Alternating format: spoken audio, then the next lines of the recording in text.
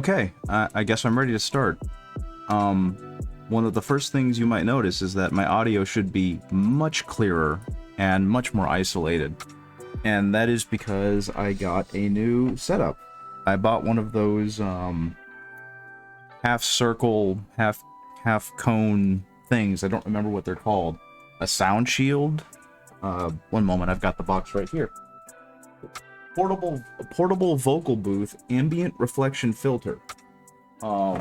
It says it should be used with a floor stand, but I'm using it right now with my mic stand, and it's working remarkably well, and I'm quite happy with it. I did a quick test before the stream started to just see about how functional it is, and I was very impressed with the audio fidelity it brought forth. So I'm going to be using that from now on, I suppose. Something else that is happening today is, yesterday I finished up the Infernus squad I was working on. So today I've decided I'm going to continue helping my buddy, and I'm going to continue painting cool salamander things for him because he honestly doesn't have a whole lot of time to paint, and I do. So I am going to do everything in my power to paint up the most beautiful Gravis Captain that I can paint for the salamanders. I have no idea how this is going to go. I'm quite excited because I've only ever painted one other salamander, and that was Adrax Agatone, to any degree of quality. So I am very curious to see how good this is going to end up looking. So I suppose we're going to go ahead and get a look at this as soon as the paint, or not the paint, the glue dries on the little stand I'm holding him on.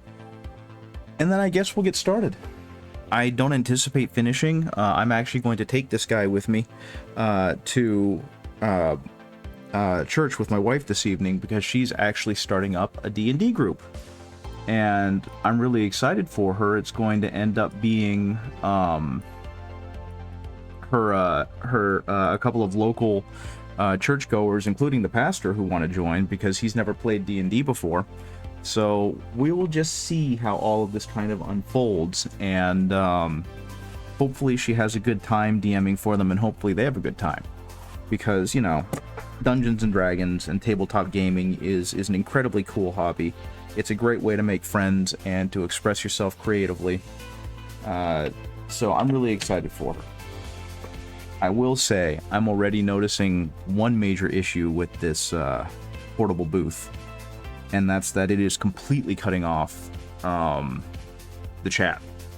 So I'm probably going to have to finagle some things. Maybe move stream information over here, chat over here. Chat over here? Oh, chat doesn't want to move over here. Well, that's unfortunate. We're just going to put chat right there where it's nice and visible for me. And hopefully I will be decent enough at keeping the model on camera. I'm getting to a point now where the laptop is not working. I'm going to eventually need to buy myself a nicer setup, but that'll be for another day. Today, as I said, I'm going to go ahead and start painting this salamander boy. One moment, I gotta finagle with this. I'm deadly curious. Why did the chat window... There we go. The chat window popped out, but it wasn't enough room. So we're going to move that over there. Hopefully I'm still coming through clear. This is my first time using the new microphone stand. So hopefully it's doing a good job capturing my voice. So now, let's go ahead and paint this guy. I've already got him primed. I definitely made the mistake, since I was in a hurry, of not cleaning off the mold lines and not cleaning off some of the extra sprue stuff. And as I tried to take him off his base, I actually ended up ripping off one of his legs, which I thought was pretty darn funny. But that's neither here nor there. I'm going to do the best paint job I can with how he's primed already, and we will see how good or how bad this guy turns out. Hey, Lady Vignette. Hey, Pilkey. Not quite Vipo time. It's just two pictures. Hey, Kieran. Good to see you guys. I also got a portable sound booth for my mic, so it's coming through a lot clearer. Yeah, he's a little frog boy. I made him in Blender. He's the first thing I've ever made in Blender, and I was pretty darn excited to play around with that.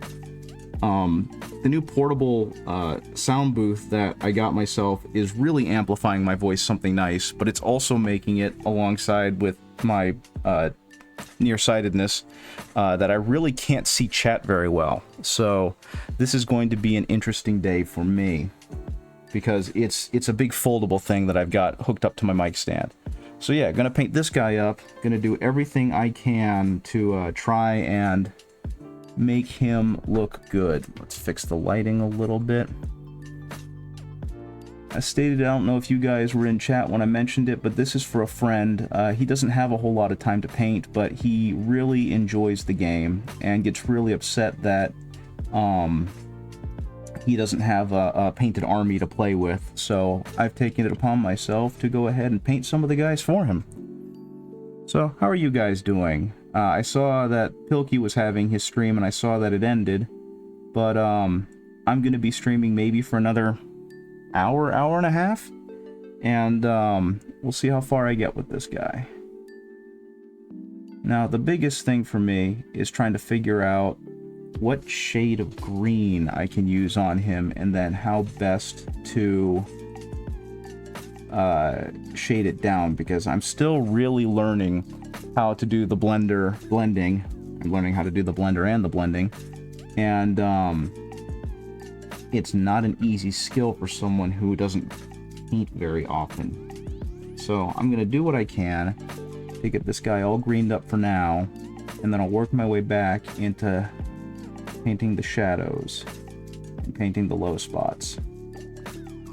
But one of my favorite things about these units is just that they're supposed to be the heavier armor, which is called the Gravis armor, but this was one of the first guys to wear it, and his abdomen is just obnoxiously pooched out, and so he just kind of looks like a lobster to me, and I find that very, very funny. Yeah, I do. Hey, Tabiko, how's it going? This was what I don't remember if I talked about it last time, but I finally got inspired enough to get onto Blender and look up some tutorials on how to build a character in Blender. And I was recommended by a friend that if I were to do one for myself, that a frog would be a good one because of my kind of naturally croaky voice when I'm streaming. So I made it, and I obviously don't have a full setup like you know, Doig and Swift and Gwillem and whatnot, but I figured out how to do the PNG tuber thing, government assigned frog sona. Kind of. No, it was just a friend at work who is also a friend outside of work, because I kind of wanted to do a bird, because I like birds. My wife suggested maybe a corgi, but my buddy said, no, you'd make a really good frog. So I went ahead and went with that idea, and I told my wife about it, and she thought it was very funny. So she went ahead and just sketched it one day in her notebook, and I took that sketch and I just put it in Blender and started building around it. Some random or a friend tells you you're Animal X. Oh, fair enough. I don't know enough about that. I myself, I don't think I'm a furry, which is, from what I understand, the first step to becoming a furry. But I don't really associate too much with that group, so I don't know a whole lot about how the culture works. I do know that my wife has some friends who are very prominent furries, and they seem like lovely people. I used to be very, you know, kind of not cool when I was younger about that stuff. And as I've gotten older, I've realized that they're just people trying to have fun and enjoy themselves, and there's no reason you need to disparage people like that. So I'm trying to not let that shade my view on people. And so I really like the fact that Frog ended up becoming my animal. And of course, I'd be a capybara according to a friend, but I went with spider anyway. That's fair. I mean, yeah, your friends can give you a fursona, but I mean, if you feel a way about an animal, then I guess that's your animal, right? But no, I thought Frog was a pretty good one. I really appreciated the fact that I was able to get him to wear my, I don't want to call it my signature vest, but I have a Duluth trading vest that I wear pretty much everywhere. And it's a combination fashion choice and security blanket and a whole bunch of other things, but I've just had it for years and years and years. And now it holds my asthma medication, so if I suddenly have an attack, I've got my inhaler on me at all times. And so I thought it was really neat that I was able to just kind of recreate it within the system. Oh my goodness. This guy has a great pose, but getting inside his inner thigh is kind of difficult.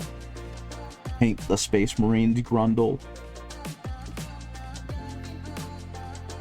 So yeah, I was working on making his desk earlier, and I've decided that for his environment, it's going to be just kind of on a little pontoon on a in a swamp, because I felt that that fit.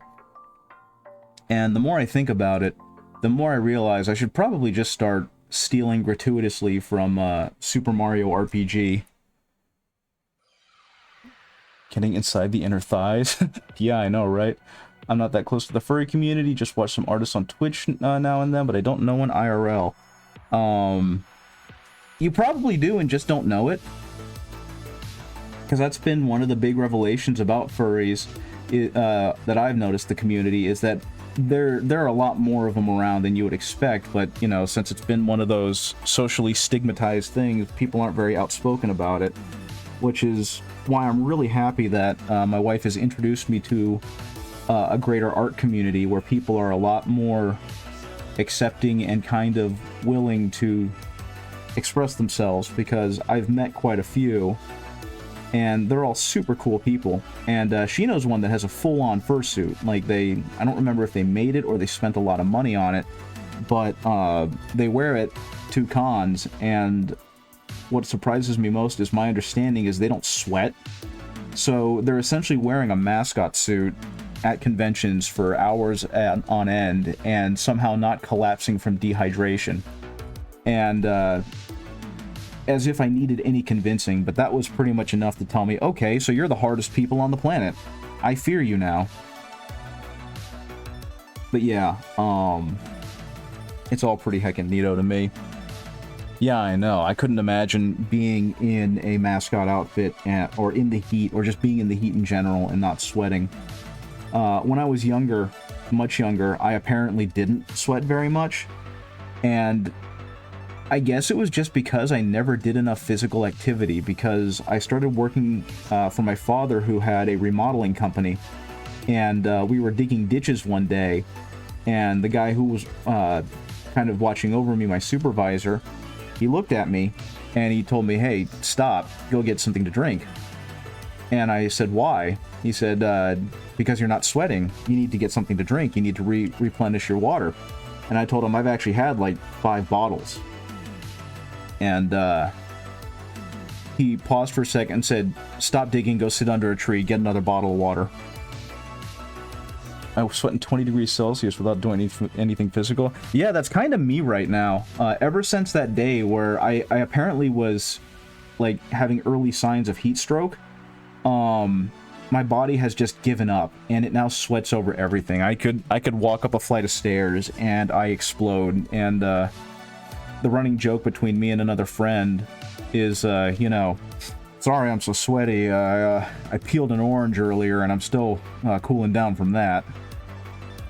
Because it just feels like anything I do, I immediately burst into sweating. But I think I'd rather have that than have heat stroke, so I'm pretty okay with it. But yeah, I'm still trying to figure out exactly what the heck is going on here? He's got some weird tubing next to his body glove. I don't know. It's going to be green. Heat strokes suck? I wouldn't know. I never had one. I apparently got close, but never actually had the heat stroke. He apparently stopped me in time. Okay, once again. Can I get Can I get it up in there? I guess this is going to be a part of the Space Marine that no one's ever going to see, but I'd rather do it than not. But yeah, I'm very excited to start having a VPO. I've been very much inspired by Doig and Swift's little world that they've created, and I hope to be able to create something similar. Mainly because I just want to be able to run around in it. I just think it's a super neat idea, and I can't wait to see what I'm able to do with it. But yeah, I think I don't really have a very strong unifying visual for my environment yet, but I think it might be in my best interest to just start gratuitously copying and finding influence in Super Mario RPG, because once my friends told me, hey, you'd make a great Toad or a great Frog, that was immediately what I thought of. So I guess it's going to have that low poly, rareware look from the mid-90s. And to be honest, I can't think of why that's a bad thing. Speaking of, have you guys seen that they're remaking Super Mario RPG for the Switch? Because, yeah, there is a big community now. I am too. I love the original game to death. I played it a lot as a kid, and I just kind of thought that it was perfect. That was it. That's all we needed to do, you know. And I kind of forgot about it for a while, and then I saw the Game Grumps play it, and that kind of reignited my love for it, because it gave me all those memories of playing it as a kid. And then all of a sudden at the Nintendo Direct, it was like, remake. My goodness. If I didn't have enough motivation to get a capture card before, I kind of have it now, because I would love to play that game on stream. I know it goes absolutely not at all with anything else I'm doing, but I love that game way too much. Okay, let's see. We're gonna go ahead and just paint him all green. Normally, with these guys, I just hit them with an airbrush and a Zenithal Prime and everything, but I've noticed that even though it does kind of get a smoother coat, it's a harder one to replicate when I want to go back and do more detailed shading and more detailed line work. So I'm just going to go ahead and paint the crap out of this guy, get him real ugly, and then make him pretty. And I think what's going to have to happen is he's going to get gold trim, since he is supposed to be a captain. And unfortunately, the first layer always goes on a little crappy, but we'll see. I don't know. Has anyone else played Super Mario RPG? I mean, Tabiko, based on what you're saying, it sounds like you're at least aware of it. Did you ever get a chance to play it? Because I do know that there was a big fan community that really wanted to have Geno from that game in Super Smash Brothers, and you did as a Wii one. I don't know. I'm glad to know that I wasn't the only one, because in my little community, I was the only one that was super into role-playing games and Squaresoft and the like. So I kind of felt like I was on an island when it came to being in love with that game. So seeing other people be just as excited as I am that it's coming out has been really cool, really rewarding. I don't remember much of it, except that you liked it. It's wildly imaginative, and I don't think, with how much more tightly Nintendo regulates its characters, that it could be made today.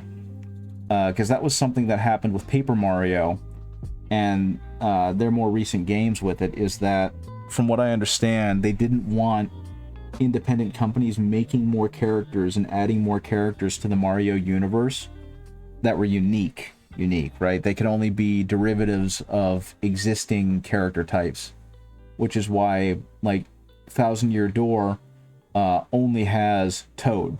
Or not Thousand Year Door, that was one of the good ones. Origami King only has, like, Toad. And it doesn't have... I loved RPGs as a kid until 3D started being a thing, then I fell off.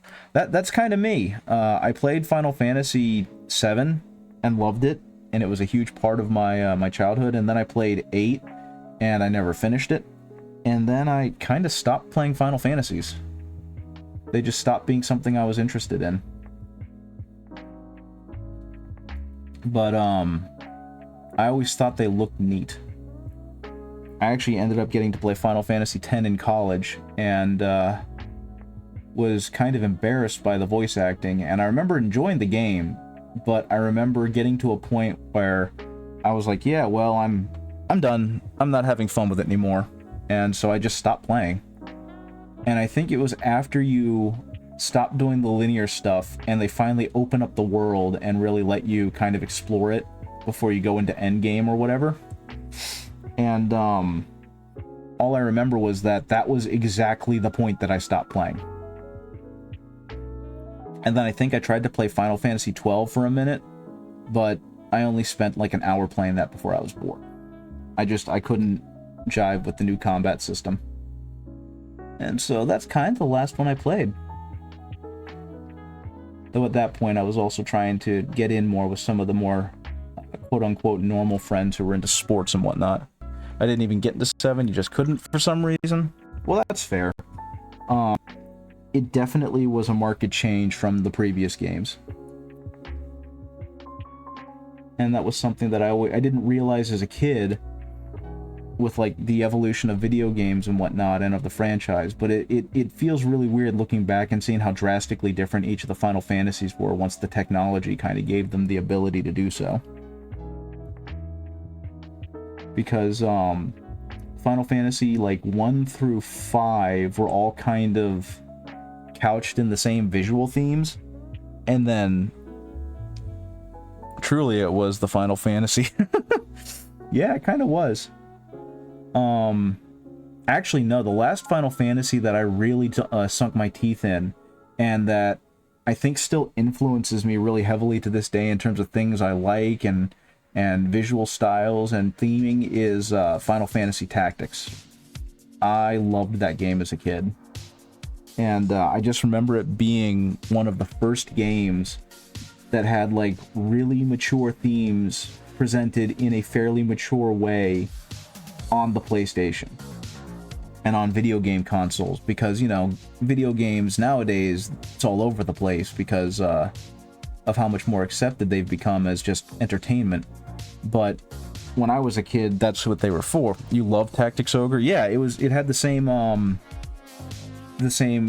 visual artist, if I recall properly, which meant all the characters had these crazy faces with weird proportions and crazy noses, or lack thereof. I never played Tactics Ogre, but I love the visual style of Final Fantasy Tactics, and I really wanted to get into Tactics Ogre, and now I just don't have the time, is what it feels like. I don't have a lot of time to sink my teeth into a game anymore, because I'd rather be doing things like painting little toy soldiers, or little model soldiers, or messing around on Blender, or hanging out with my friends, I guess. But I still think those games are incredibly cool. Speaking of, you know what I forgot to do? I forgot to drill this guy's barrel. So I'm gonna go ahead and do that. Where'd it go? I don't know if I've shown this to you guys before on stream, but I bought myself a WoW stick. WoW stick. And you played 2 hours of Halls of Torment just now. I have no idea what that is, but if it was that interesting for you, then that's freaking awesome. No, we're not going to do it that way. I've got to find a way to grab this guy so I can just kind of... And yeah, that's kind of my thing too, is every now and then there'll be a game that just... No, I'm not going to do that. That just hooks me really hard, but it typically only lasts for a week at most. Like, I started playing Cult of the Lamb because I saw Jacob and Julia play it from Drawfeet for Secret Sleepover Society. But I got into that game really hard for like a week. I think I ended up putting close to 40 hours into it or something. But once the feedback loop I kind of figured it out, I got bored with it and I stopped. So I think I was on the 3rd god, And I just never beat the guy. I just kind of stopped caring. Okay. So, the cool thing about the WoW Stick is that it's a low-speed, high-torque drill. And so it doesn't, like, pull the mini out of your hand. And it grinds through and digs into the plastic really, really nicely. I don't even know if this is showing up right here. Also, torments like Vampire Survivors, which also really grabbed me. Yeah, Vampire Survivors was another one. I actually even got my wife into that one. And she got very excited to see that there's going to be local multiplayer on the Switch release. And so I think that's going to be a game we're going to play whenever we want to kill time. The only unfortunate thing about Vampire Survivors is I got to a point with it visually where I'll go into like a meditative state and then I'll get real sleepy. And I just always thought that was really funny. Because once the game has too much going on, my eyes kind of unfocus. And once that happens, I start relaxing and then I start nodding off. Okay, yeah, this guy's gonna need at least one more coat because you can... This is why I normally don't prime in white. You can really see all of the streaking spots where I didn't get very good coverage. I primed him in a light gray because I wanted to go from a neutral base, which would allow me to get a good, clean color on him, and then go up and go down with the shading. But what ended up happening was partially because I was really excited to be back streaming again, but also because I just really wasn't paying attention, is that the paint went on very uneven, and so I'm gonna have to definitely get a little bit more of a coat on this guy. I don't even know if it's showing up real well. I guess it is, because I've got a lot of light on him. Hopefully, through the shading, I can get this all to be a little more visually consistent. Because this is not the typical way that I paint. That's okay. I've gotten to a point where I need 2 different wash buckets now because I don't want to mess up my Winsor & Newton brushes when I start using them. They're too darn expensive. So right now, I'm kind of slopping the paint on using an old Citadel brush, and then when I start going into the more delicate shading and blending and whatnot, I'm going to switch over to the Winsor & Newton, which should give me much cleaner looking blends and much more precise brushwork. Yeah, you can really see it on here. He's got all sorts of uneven layering going on in that pauldron. So let's get that nice and green. I think I need to convince my buddy to name him Chapter Master Kermit. Because this guy... I didn't do it on purpose, but his color, his green color is dead on. Now actually, I forget, and I don't know if you'd know, but do the salamanders wear green backpacks, or do they have black power packs on?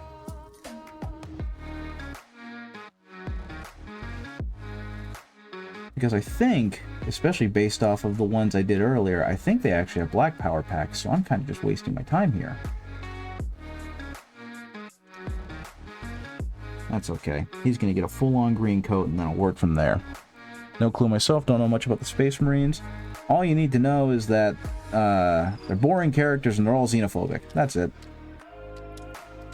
I've been reading through, actually. I finished as much of the Horus Heresy and the Siege of Terra as I can. I finished the last book that was released, which was The End and the Death Part 1. It left off on a awful cliffhanger that made me really mad. Not because it was bad writing, it was just that I didn't want to stop reading. I needed to finish out the story, but obviously since it was part 1, that wasn't going to happen. But I started reading the Dark Imperium series, which is modern 40k. That one's about the Plague War that happened between essentially the Ultramarines and the Death Guard when they rolled out the new Death Guard models and army for 8th edition about 6 years ago. And I gotta tell you, there is a drastic shift in writing quality between the Horus Heresy and the Siege of Terra and the modern 40k books, which sucks because they're kind of written by the same people.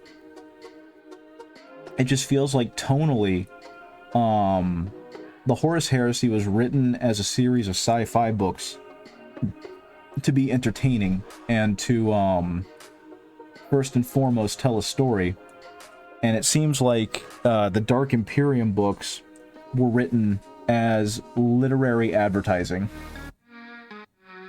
Because it just feels like everything about those books is designed to try and sell you on these models that they are putting out. And that was really disappointing after going from what were legitimately good books in the Horus Heresy and the Siege of Terra to that. And the characters kind of lost their emotional depth in a lot of ways, except for the main ones. The writing went from being very deep and nuanced with how some of the characters were behavior was portrayed to being very Saturday morning cartoon villainy. And I guess it works. Like, the writing's not bad. It's just very much a drop in quality and very much a letdown compared to the Horus Heresy, which was kind of disappointing.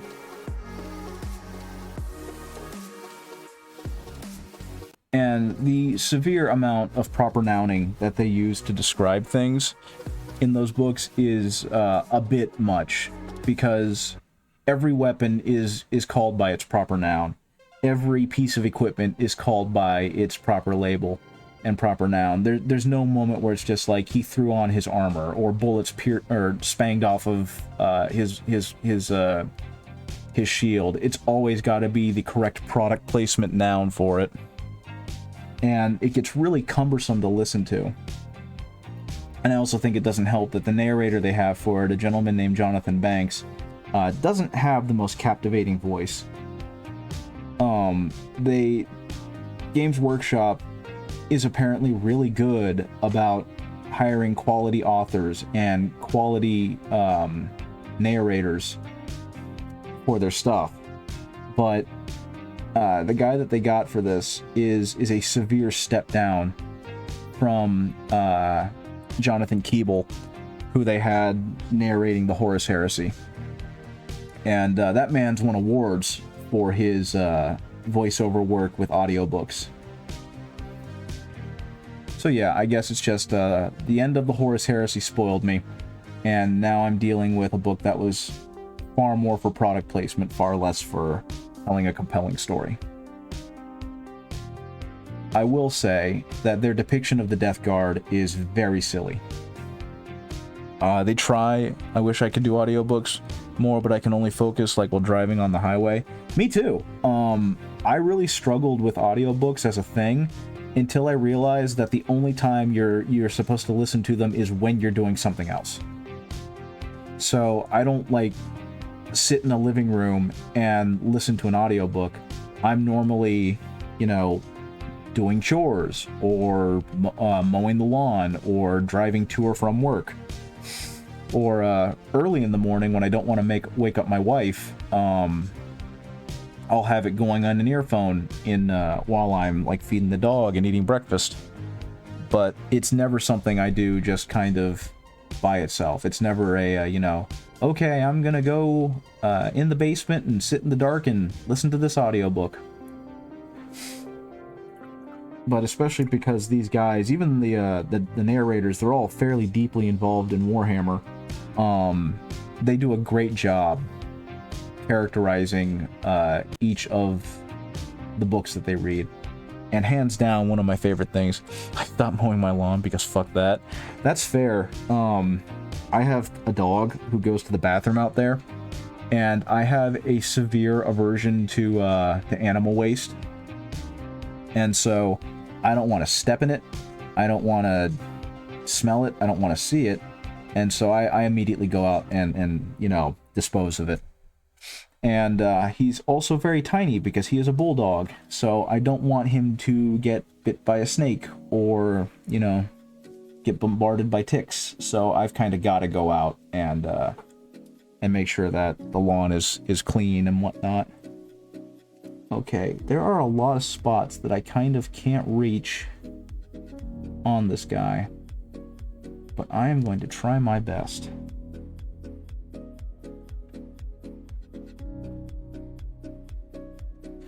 But yeah, I got really lucky because even though I bought a bigger house a few years ago, the lawn is actually smaller. The front lawn has a big hill on the front, so I can't exactly mow that. I just hit that with a weed whacker.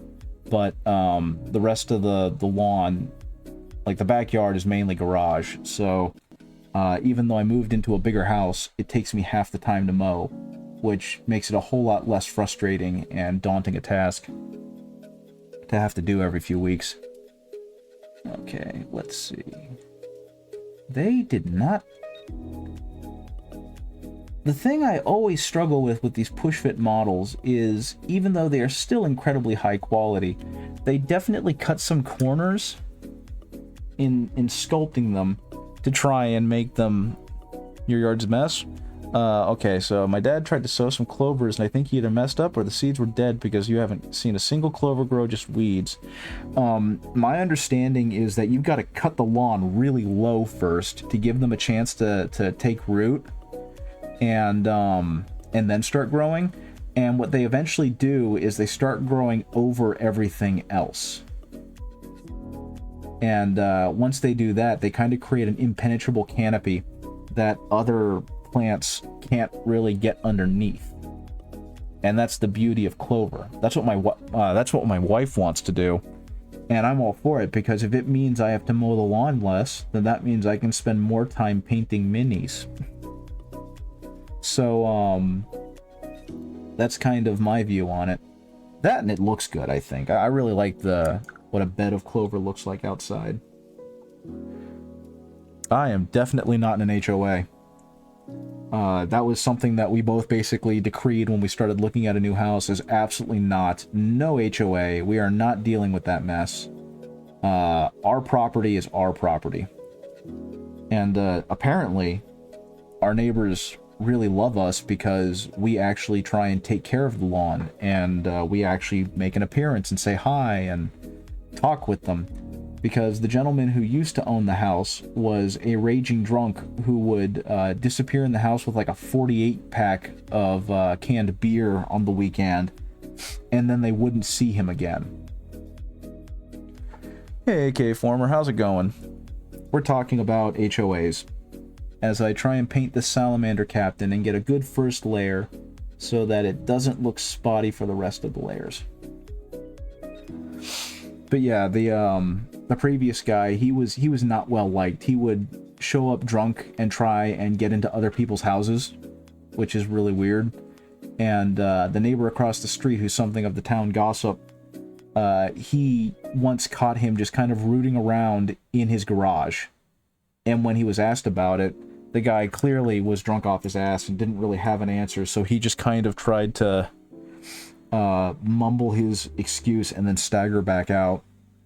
Yeah, I don't have an HOA either. That was a big requirement from the wife when we moved out of my old house, was we are not moving into a neighborhood with an HOA. And I've never had an HOA, and I don't ever want to have an HOA. We're gonna buy one of those giant skeletons you can buy from Home Depot and set that up in front of the yard. But yeah, the fact that we seem to be normal, sane individuals who don't sexually harass the partners of other neighbors and don't show up drunk in other people's basements is giving us a lot of goodwill.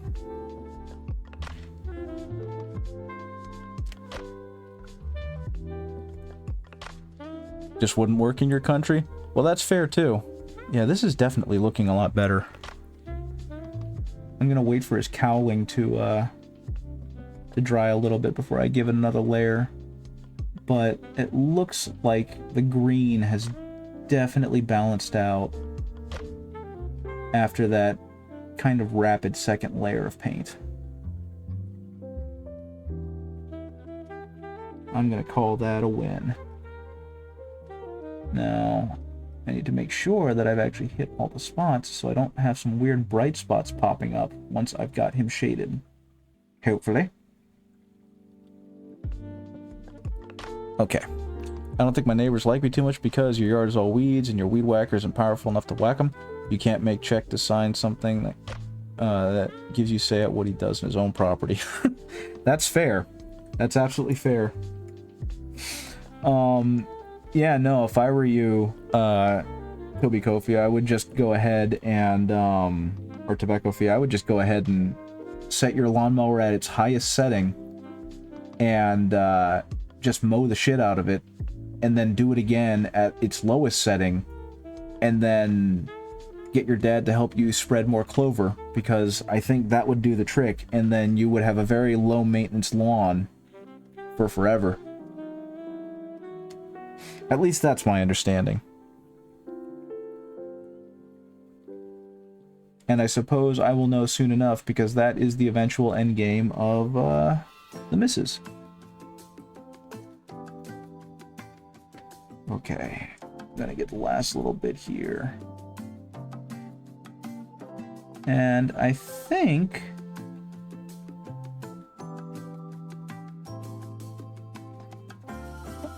it's too late to plant clover seeds. You're probably not wrong. But at least now you know what you can possibly do next time. Either that or just salt the earth, man. Just forget about it. It's your lawn. Salt the earth. Like, I definitely understand why, like, especially unkept gardens can be a nuisance, a public health nuisance and whatnot. But, I don't know. I have very mixed feelings about that stuff. Okay, I think... Man, I gotta get his butt! I really wish I hadn't gotten this guy assembled, because he has so many... His pose has twisted his body in such a way that he's really, really hard to get to.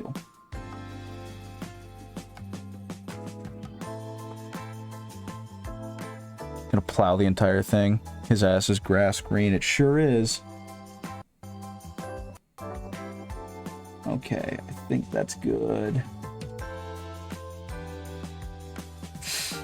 Yeah, this man's pretty green.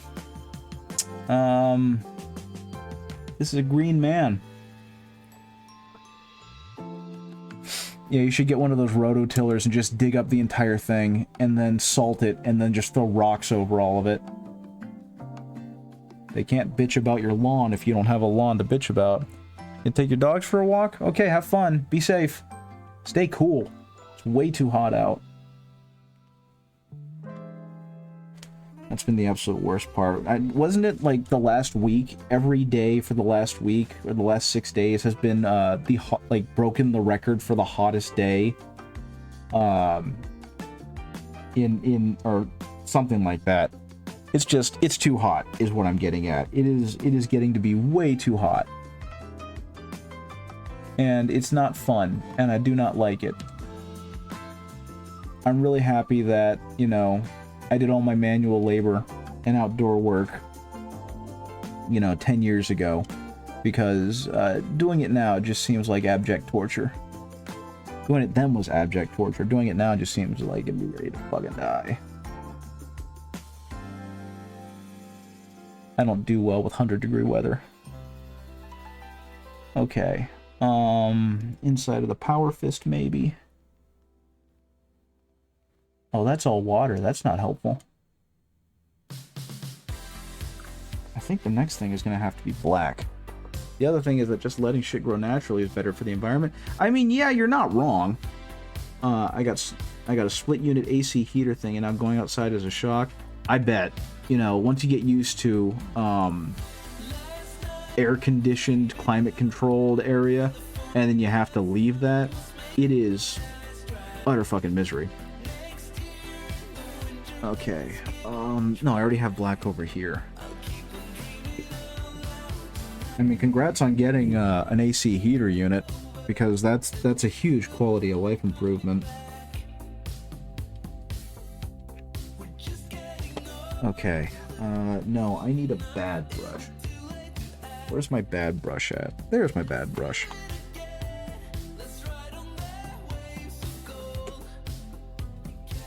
Yeah, no, that was one thing I kept seeing on Twitter. I made the mistake of joining Twitter a few months ago, and I'm not, like, stuck in on it or anything, but I definitely now have it as yet another time waster.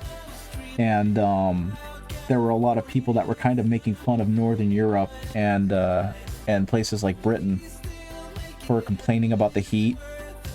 And, you know, there are people from Arizona in the United States.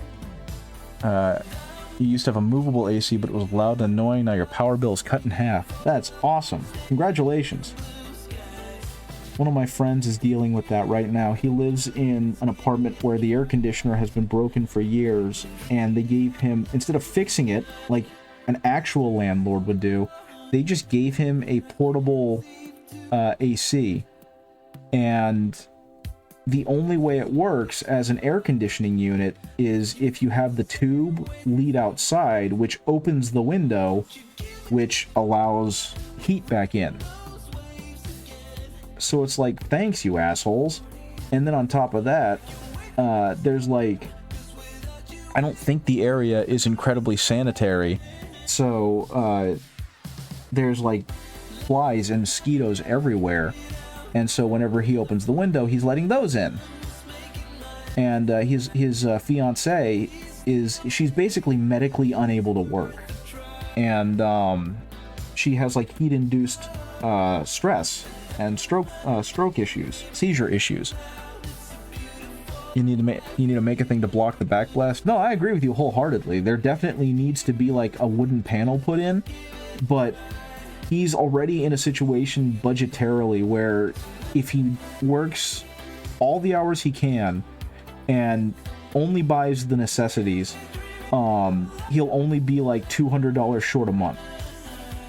So he's been in this weird balancing act where he's just been kind of scraping by. So trying to buy like a what I think would only be a $10, $15 plank of lumber is just not in his expenses. So yeah, he's just been living in this miserable situation. And I hope it'll soon get better because he's looking to get a pay raise soon. And he's going to be working more hours. This is America. And no, you know what? I'm doing the backpack black. I think the extra black clash looks really good, so backpack black. You can get those, like, I don't know how to call them. It's like a plastic sheet with a zipper. You attach it to the window frame with Velcro. I know what you're talking about, and they have like a dust cover version of that for contractors, and you don't attach it with Velcro. You just staple the damn thing on into the wooden frame. But I'm not sure how well that would work for them. You use random cardboard bits yourself. That's fair, but it's really humid here. We live in a valley in between some of the oldest mountains in the country. So, it's very humid. Cardboard would just, you know, wilt immediately and collapse in. But I'll have to see how he's doing, because I haven't talked to him in a bit about his air conditioning situation. But I'll have to see how he's doing. I recently found some Luan, which is like 1/8-inch plywood sheeting. And, yeah, you're right, it is better than nothing, I suppose. And so I can probably cut it down and give it to him. Oh yeah, it also doesn't help that his actual windows, he's had to like snake the tube out of his deck sliding glass door because his windows are too narrow for an AC unit. They're like vertical windows instead of with a vertical split instead of a horizontal one. So it just makes life harder for him. It's just silliness. But anyway, it's just been way too hot. And speaking of way too hot, my basement's way too hot. I have no clue why. because it's buried underground in a concrete slab, which, if I recall properly, should mean that it should stay a pretty decent, like, 68 to 70 degrees Fahrenheit down here. And, it's not. The only thing keeping me down here is that I've got a very large fan flowing about 10 feet away from me. That's just kind of circulating the air. But otherwise, it is incredibly hot down here.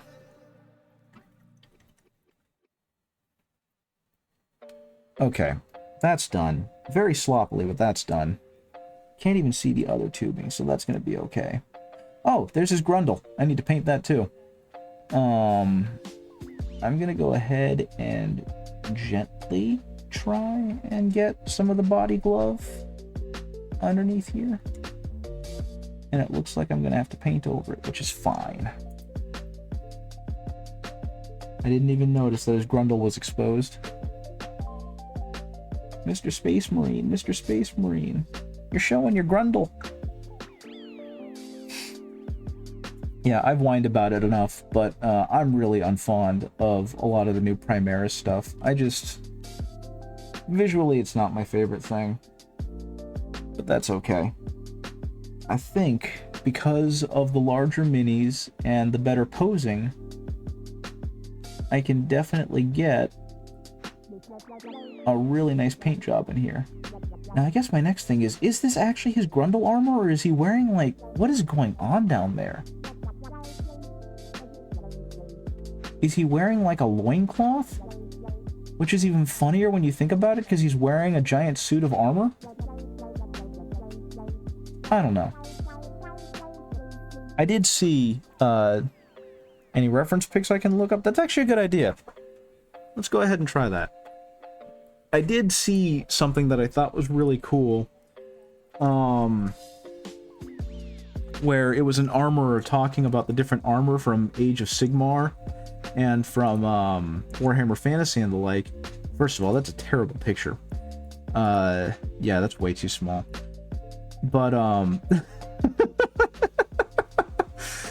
man, I forgot. Bandai made a Gravis Captain action figure, right?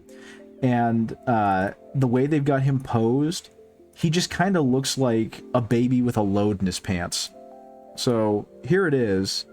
It's unfortunately a very small picture, but he's got kind of that wide stance and that half squat, and because of how the armor is built, it just looks like his whole stomach is exposed.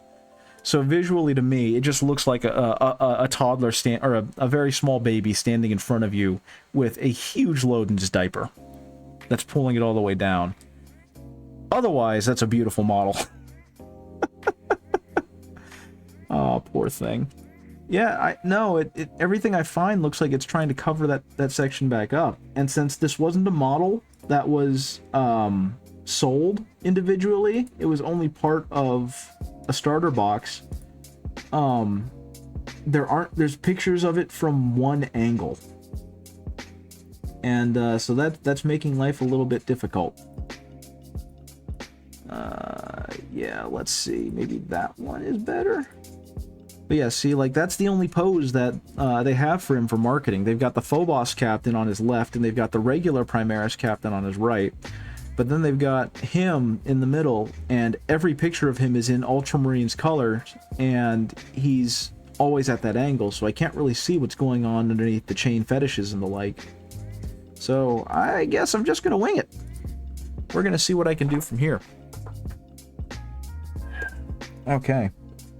I think, like I said, what I really should just do is go ahead and paint the entire guy green and just work my way back from there, because the green is inoffensive enough that pretty much any other color I use will cover it fine. It looks like blue under the chain. I'll take your word for it. So in this case, for him, since he's from the Salamanders chapter, he's going to go ahead and be green, which is fine. But yeah, we're going to go ahead and do that. And it looks like I'm also going to have to clean up his backside a little. So he came with a base, and it's kind of a lame base. It's just, you know, a flat 40mm base, and there's nothing on it, so he's just stepping forward like a game piece. And since I want to make this guy look extra pretty, that's not all I can do for him. I'm not going to leave him there. So he is going to get a special terrain base. I'm going to go ahead and build one out for him. Hopefully it ends up looking okay.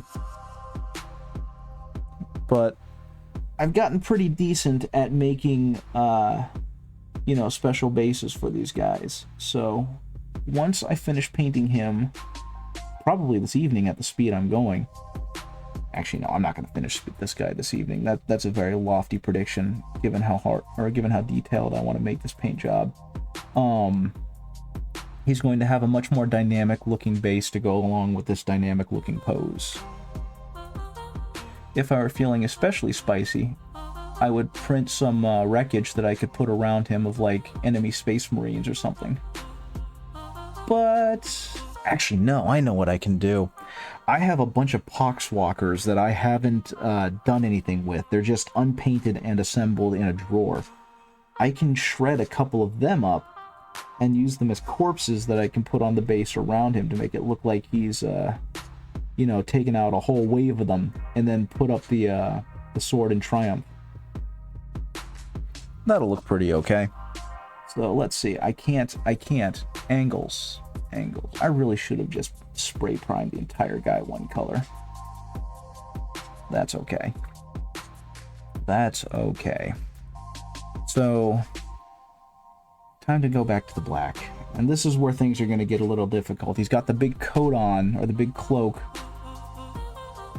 which is going to make hitting a lot of the spots very difficult.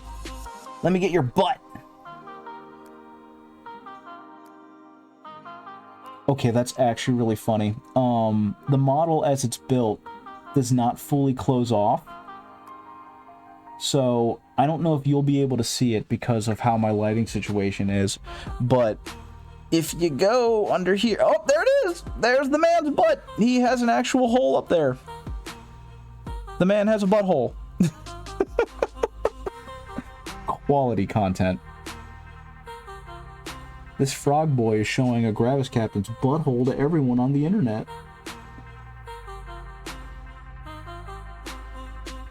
Okay, that'll have to do. I kind of can't reach a lot more of that.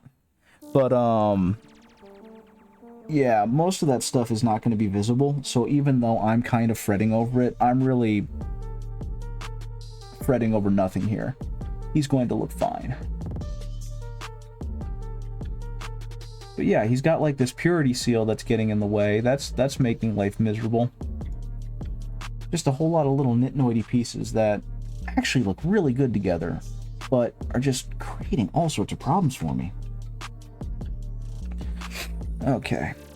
So yeah, the original publicity photos that they had for this model were, of course, for the Ultramarines chapter, and their colors are blue, and depending on the company, the secondary trim color is the gold or the yellow. And I think, I don't remember with Ultramarines because I don't really follow them too much. I think their gold is from second company? No, third company. Their green trim is second company because that's where Uriel Ventress is from. But that plays a huge part in it, is like what color trim is their pauldrons.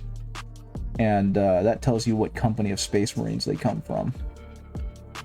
And I don't know enough about the Salamanders to know what I should border him, so I think I'm just going to make his stuff black, because that's just the easiest way to do it.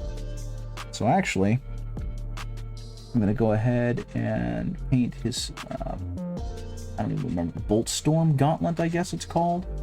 I'm going to go ahead and paint the Bolt Storm Gauntlet in the black, so I can get this out of the way.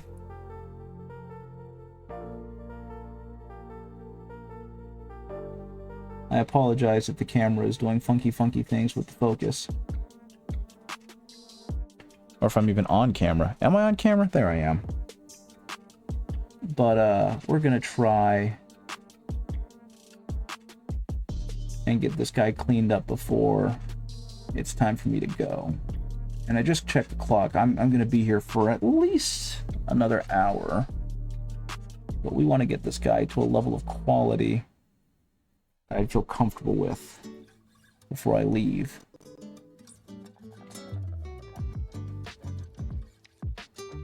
I want to get him to at least the point where I'm just doing detail work when I have to leave today. And something I have definitely learned from doing this as much as I have now is that just kind of push through the ugly phase. A lot of models were going to have an ugly phase with the paint job. Don't worry about it. As you clean up the model, as you do other things to it, it'll move out of that ugly phase, and then it'll become beautiful, and then you can be proud of the thing you made. Don't sweat the ugly phase. Okay, am I still on camera? I'm still on camera. Fantastic. So we're going to go ahead and get in here. And again, kind of the same thing. Just trying to make sure that I get into all the crevices to get as much coverage as possible, because I'll just paint over the dang spots afterwards. Now, I think in his case, I think I mentioned this at the beginning, I am going to go ahead and do a gold trim, because he is supposed to be a captain, and so the captains get, like, the prettiest armor. And I think the gold will complement nicely the black that's going on him. Additionally, what for me is going to be the fun part is that he is going to get a water slide decal. Now, I don't know if you've ever messed with water slide decals, but they are awful, and I hate them. But they do definitely make the model look cool. For the water slide decals, you gotta soak them in water for about 10-15 seconds to loosen the decal up off the paper. And then you've got to be very careful and delicate and slide it onto the location using a brush, a toothpick, or whatever. And then you've got to be careful as you press down on said location so you don't accidentally take it off of the pauldron, off of the knee, off of the whatever. And then you've got to hopefully not tear it as you try and press down and finagle and move it around. There's a lot that goes into water slides, and I really don't like them. And there is a nice little hack that you can use. Most people, if you're tuning in, probably know about Microset and Microsol.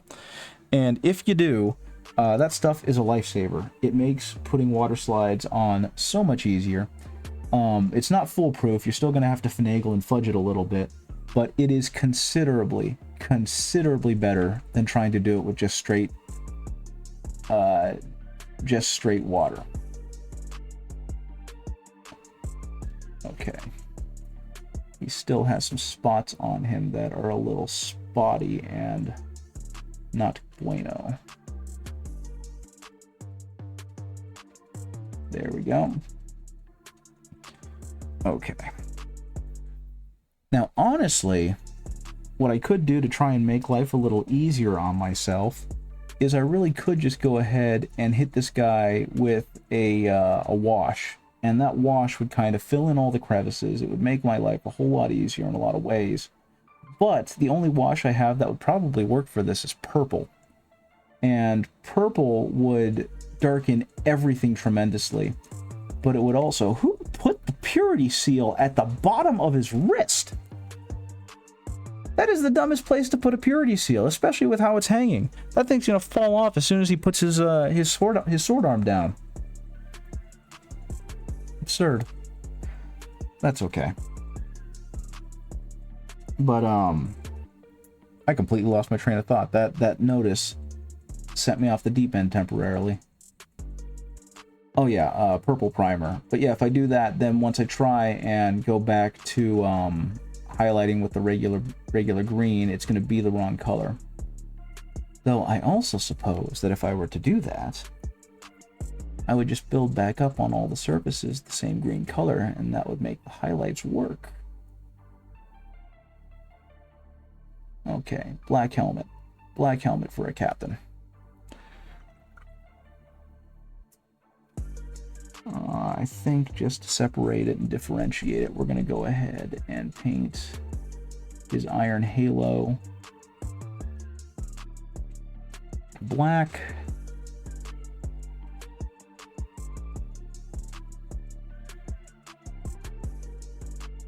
That must have been a hair that got caught in the airbrush. But this way, at the very least, when I have to go back and paint it, it will be a clear and distinct color. And I'll know where my boundaries are. There we go. Okay.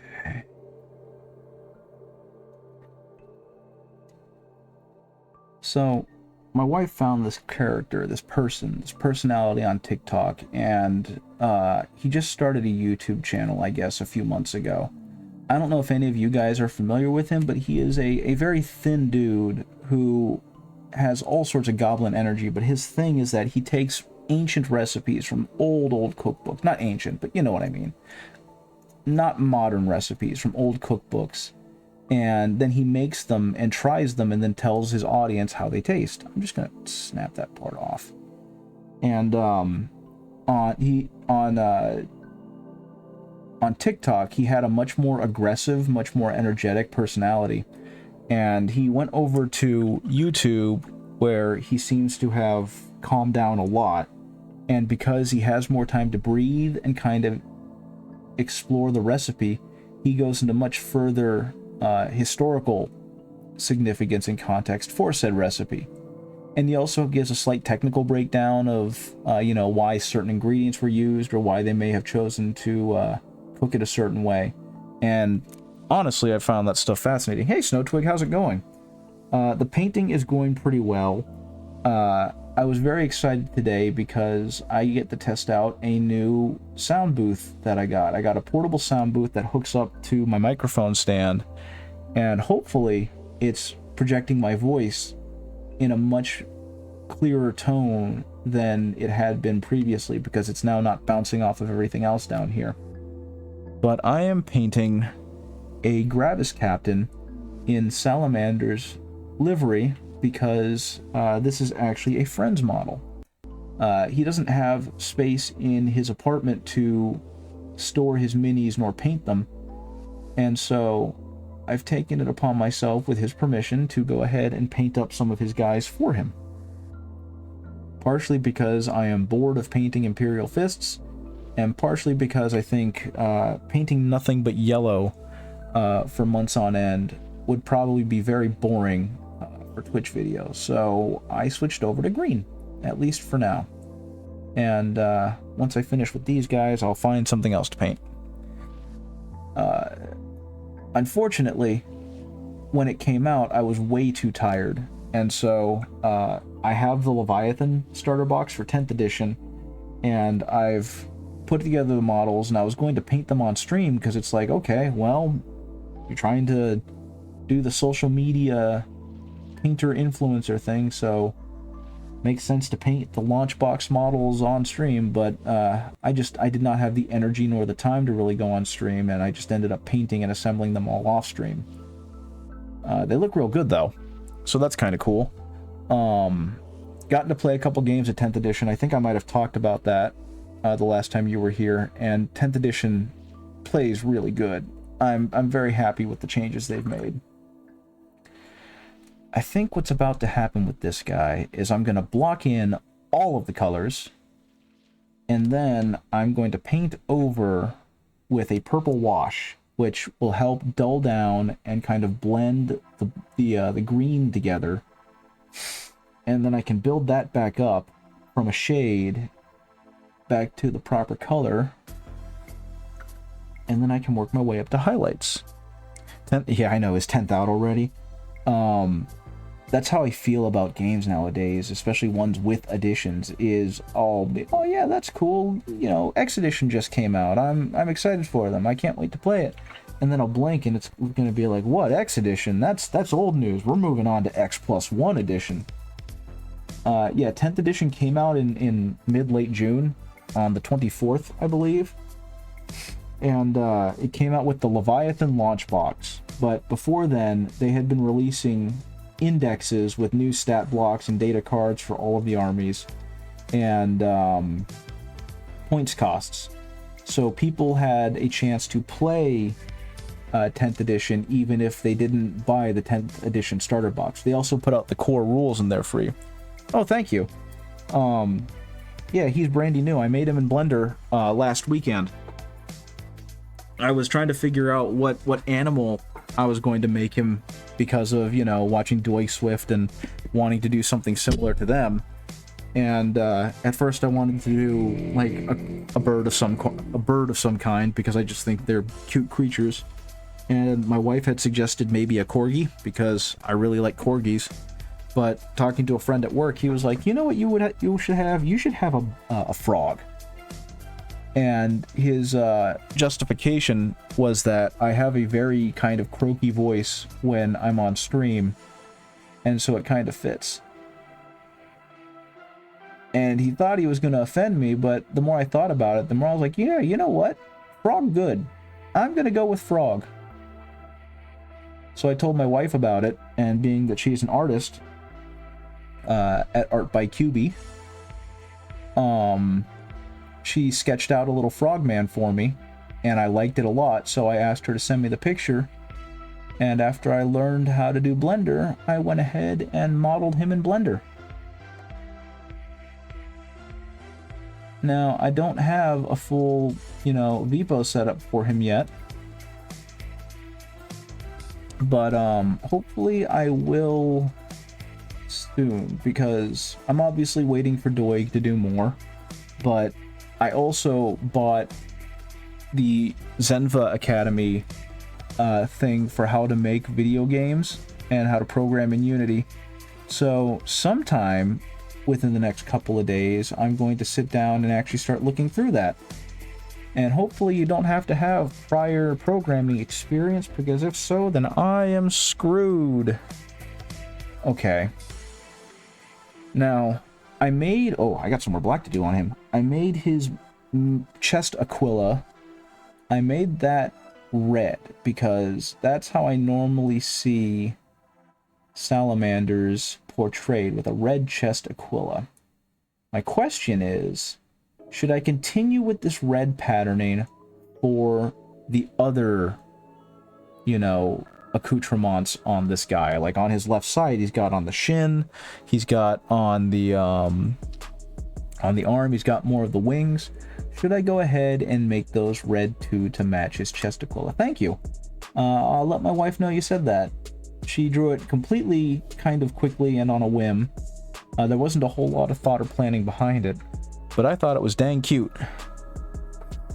I think my favorite thing about it, I mentioned this before, but is that I got his vest on him. That's a vest that I own, and I really like that vest. So the fact that I was able to translate it into the character made me very happy. Okay, let's get some brown, because I'm going to go ahead and put some paint on the bones. On his bones! He's got these weird little fetishes and whatnot. I actually don't know what that thing is on the right. Or on I guess, his right, my left.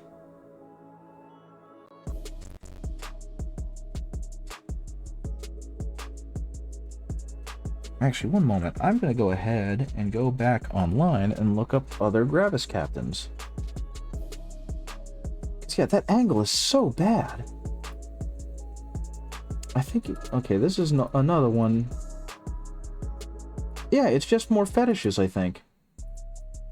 I really wish Games Workshop had done a better job of giving me a 360 angle on him. Well, this one, it's a scroll. Oh, okay, it's a scroll, according to one of these other pictures.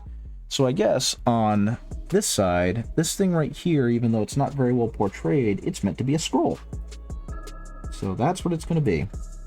And to give it a nice base, we're just going to go over it with black. Or with a dark brown, not a black. My bad.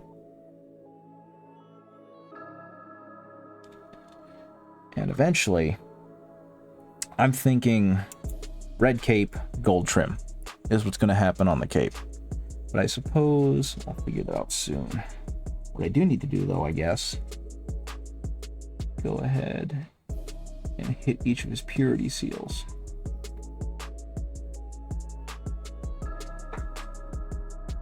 Because, whoops, my finger slipped. purity seal's got to be red. Okay, a little bit. Clean that up on his hand, and it looks like, was that just a reflection? I think it was just a reflection. About to say, I saw some more bits on him that weren't colored well, and so they're leaving white marks, which is not what we want. I mean, most of this is going to be covered up by the shading when I finally do that, but I want to leave as little work for the shading to do as possible. There we go there. Okay.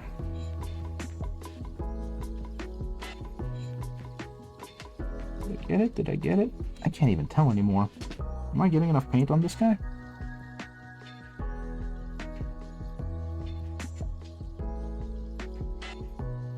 Yeah, we're gonna go ahead. Nope, not enough. Gonna go ahead and hit the grundle again.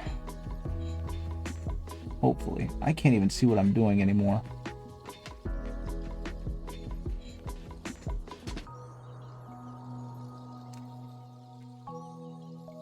Now again, this is a part of the mini that no one's probably going to see, especially once I get him on base, but I would really hate for someone to be turning the mini and this big bright splotch just poke out from between his legs.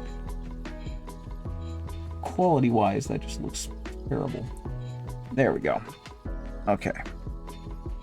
What else needs to go on him? I think no, I am going to go ahead and go gold with these eagle designs, so we're going to just hit it with some brown to block it off.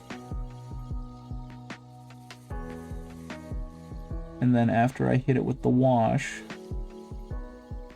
I can go back with an actual gold, or perhaps try and non-metallic metal this guy.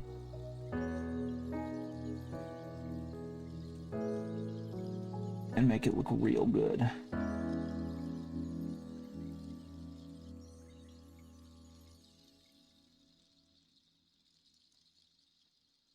That is still a skill that I have not quite mastered. It's a really fun one. And it looks especially good when it's done right, but non-metallic metals, I am in awe of painters who know how to do non-metallic metals effectively. And I don't mean with like the miniature painting, I mean in general. Because the more I've messed with it, the more I've realized that non-metallic metal requires way too good an understanding of light reflections and the like. So it's just absolutely nuts to me that people can do it really effectively. Okay. What time is it? 3:11. Okay, plenty of time. Let's go ahead, hit this. I've got to relearn how to paint on stream. I'm so used to having it much closer to my face, but because of how this desk is set up, I've got to kind of keep it away from me. But I'm trying.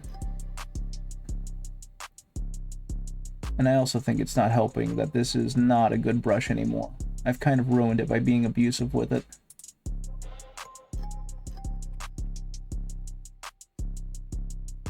Okay, let's see, what do we got here?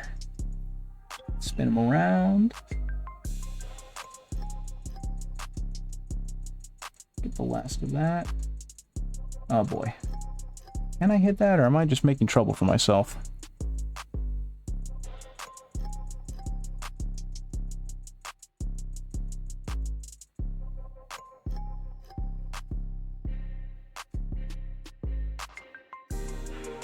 There we go. There we go. And it looks like I didn't get the gun as good as I thought I did, so let's go back and... Oh no, it was just some shrapnel from when I drilled the hole. A little bit more down here. A little bit down there. I think I'm supposed to reach that down there. I think that's just part of his regular pauldron. I'm gonna fill that in with green and then just let the purple wash do its job. because again, very small, very not noticeable section of the weapon.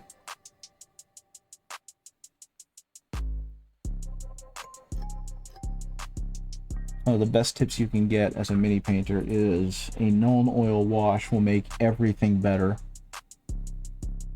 At least until you feel comfortable enough trying to fill the rest of it in yourself. That is not black, that is brown black. I have made a mistake.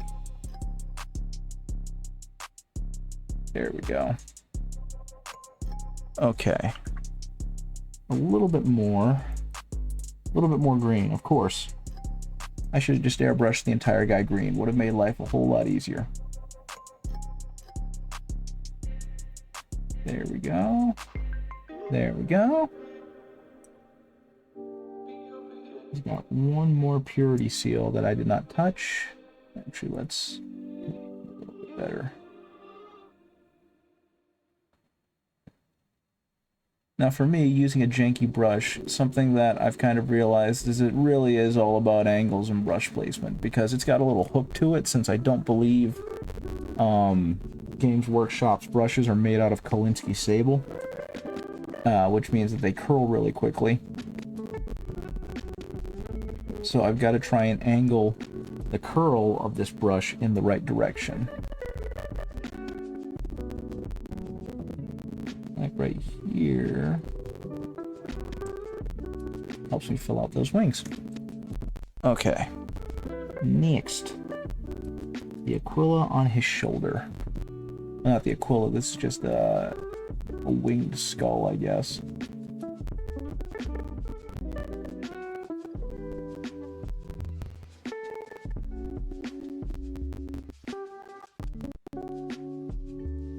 This is almost coming out as black. Some more brown to it, I suppose. So what's going to happen after I hit this all with the shade is that I am going to go back over all of the Aquila bits, all the skull bits, all the wing bits with a lighter brown, and then I'm going to build that up into an orangey yellow, and hopefully, eventually, into a nice looking gold. So how you doing, Snow Fox? I just realized I don't think I asked you what's been going on with you. Because I know that it's been a while since I've streamed regularly, and I'm trying to pick up the habit again this week and at least take it into August. But I feel like I'm really kind of off my rhythm here. And so I've been gone for a bit. Okay. I think because of how this guy is built, I'm going to have to just go ahead and hit the entire thing, the entire pauldron, with a black-brown to imply the gold. And then once I start painting the gold, it'll really show through. I need to fix that. That's sloppy. Sloppy and ugly.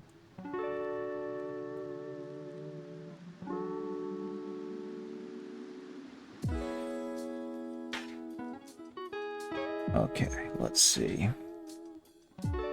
Let's do the entire thing, just this bit right here. That will be the Gravis overlap. And see this on the actual multi-part models that you have to assemble that aren't push fit. These are actually separate pieces. So this weird nebulous area where it's like 3 different pieces connecting together via ZBrush aren't a problem on regular models. So honestly, I'm not sure where I'm supposed to hit it. We're gonna go with that. Hopefully it'll be okay.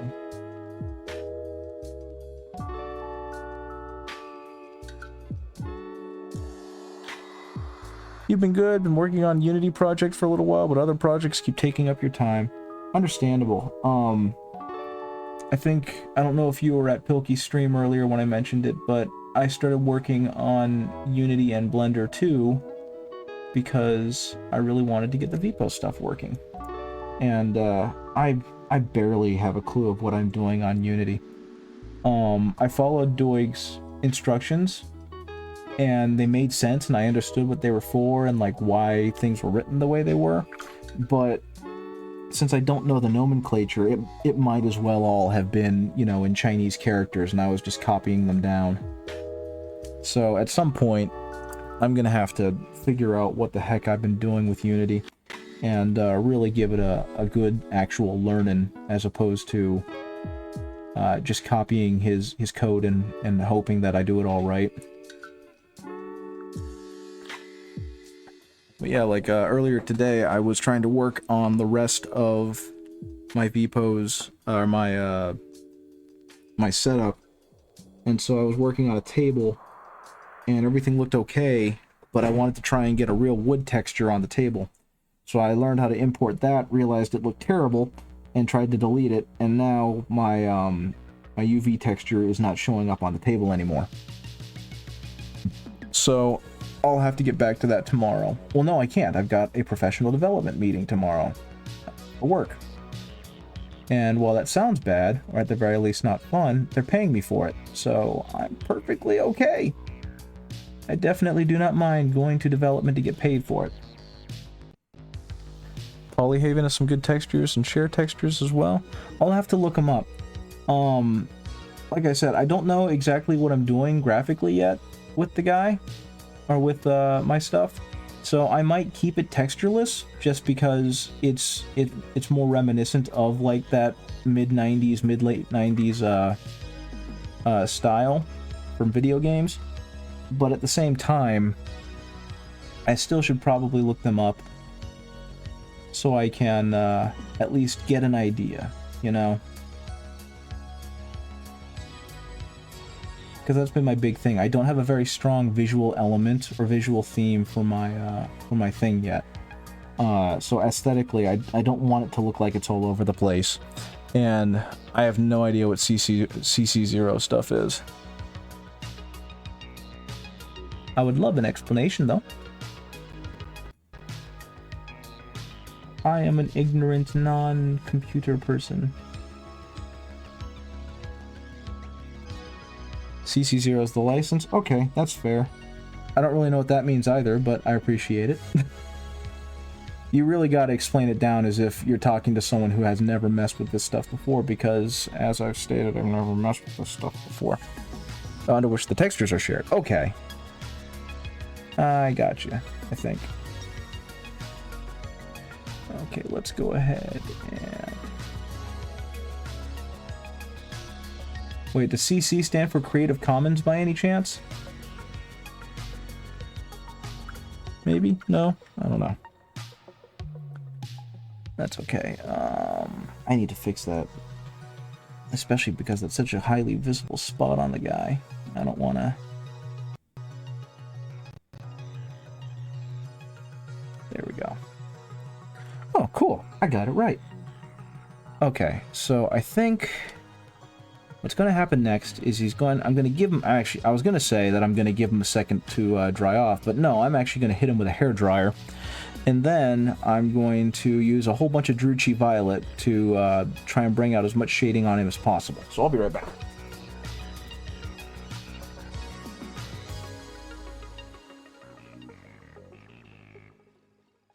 You can use them more or less, however, without even crediting the creator, even though... However I want, without ever crediting the creator, even though you still usually do. Well, that's because you're a good person. Yeah, because I know that Creative Commons is basically, like, free for everyone, use it as you will, yada yada yada. But, it's definitely still good to be like, hey, this was created by, etc., and this was creative person. So, good on you for trying to maintain that integrity. Okay, so here is what a good shader will do, or a good shade will do from painting. I'm not trying to knock down the green on him, but what I am doing is pushing the purple into the crevices, and that is going to make a lot more contrast across the model. And again, there are a lot of people who already know this stuff, but I figure especially since I seem to be a gremlin with this, that if I explain it, then I can eliminate any doubt or fuzzy areas. But yeah, so what I'm going to do after this, and this will require, wood textures are also somewhat easy to make in a cartooning style by learning some sculpting. Yeah, probably. I don't doubt that.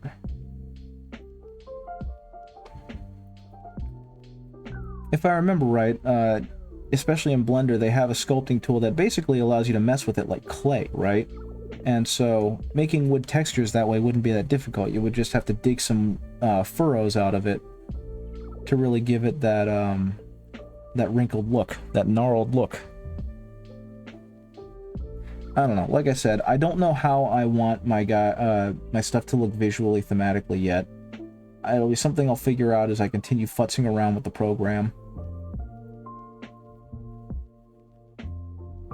I will say though, dig some grooves, yeah. Dig some grooves, wash your hands. Dig some grooves, wash your hands. But yeah, I don't know how textured I want it to be. I don't know how flat I want it to be. That's all stuff that I'll think about and look at later. Right now, my big concern is making this power lobster look good. And as you can probably see, while this looks like an absolute mess, what it is doing is it's very greatly deepening the crevices and the low spots in the armor and really exaggerating them to make him have a lot more visual depth, which is awesome and good. I'm still unsure of how I want my own setup looking. I'm just winging it. Yeah, I feel like that's kind of what you gotta do, right? I feel like in a lot of ways, because I never tried to pursue anything too artistic, I'm overthinking it. You know what I mean? Because you look at what other people do, and you know how much effort it takes for them to get to where they are, and especially like watching Doig and Swift and knowing their background and their education. It's like there's a lot of thought that goes into the visuals of their ship and how they're doing things. And I'd like to think about things at that level, but I just don't know how to. I don't know the steps to the dance, you know what I mean? And even if I try and mimic it until I understand why the steps are what they are, I forgot to paint a part, then I'm just kind of flailing. At least that's not the one I want. That's the nice brush. At least that's kind of how it feels to me.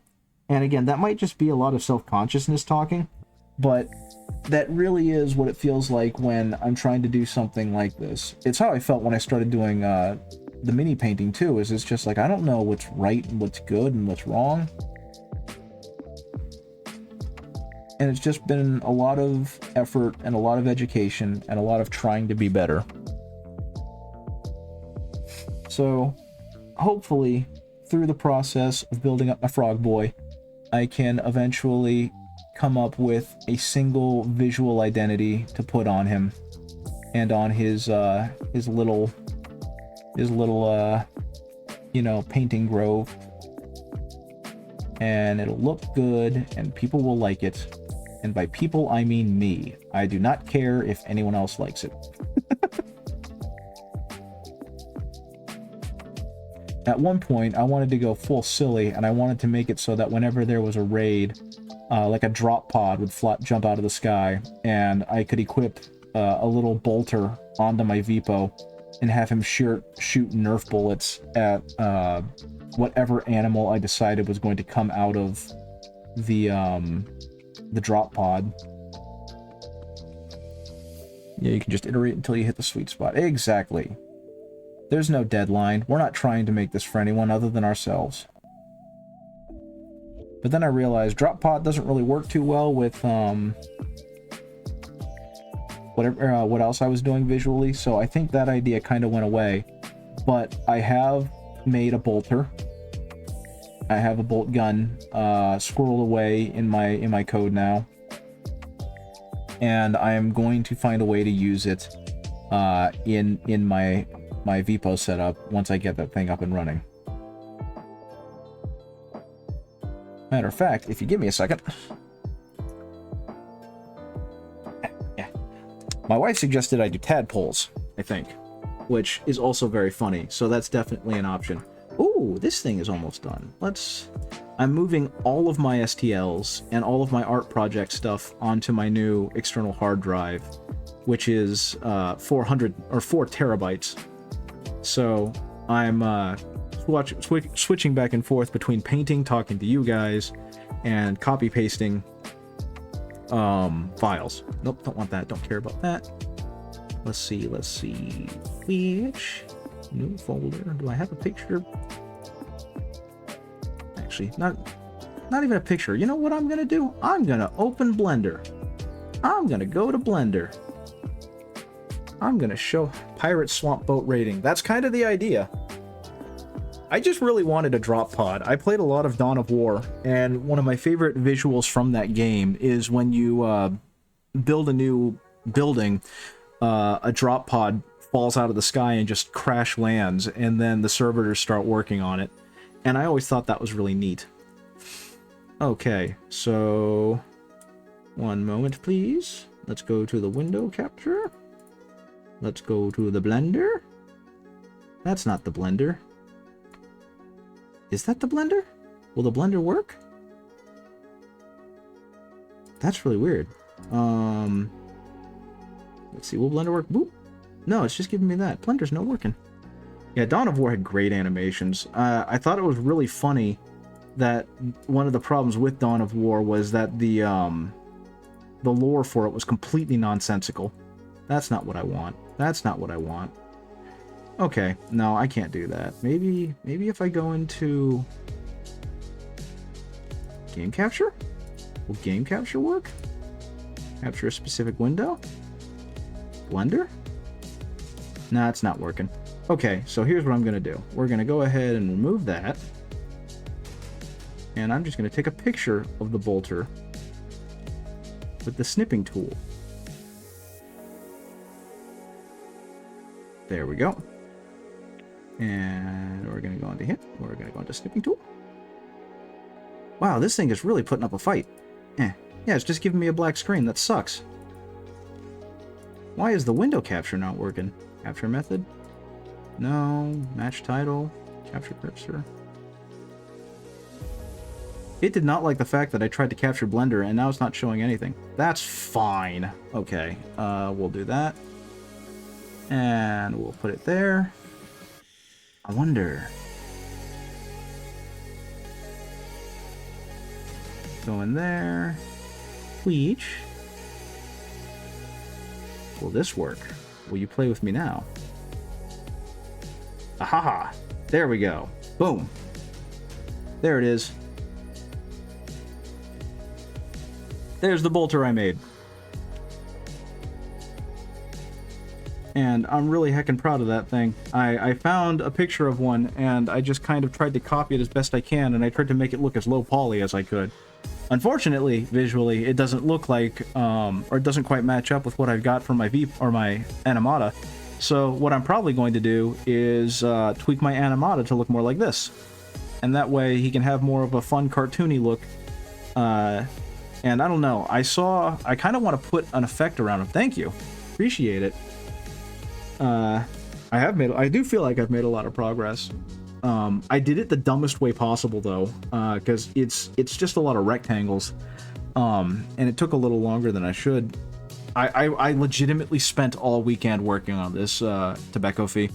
I straight up, like, Friday morning, found a video tutorial on how to make a Blender character, and then I spent all weekend futzing around with it.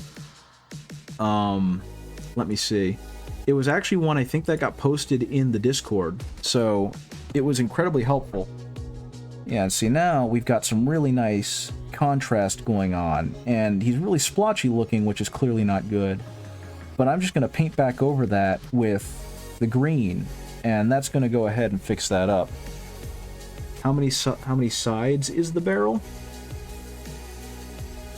I don't know. I honestly don't remember. I made a cylinder, and then I just painted a hole on the front. That's all I did. But yeah, I would appreciate any default is like 32. I honest to God don't know. I have no idea. I wasn't looking at that information. Everything I did was very quick and hack jobby. But yeah, what advice do you have to give me? Because I'm not running blind, but I'm running blind, so I'm not going to act like I know what I'm doing. Any advice is good advice as far as I'm concerned. Proper low poly look, I probably want less. It kind of sticks out. You are right.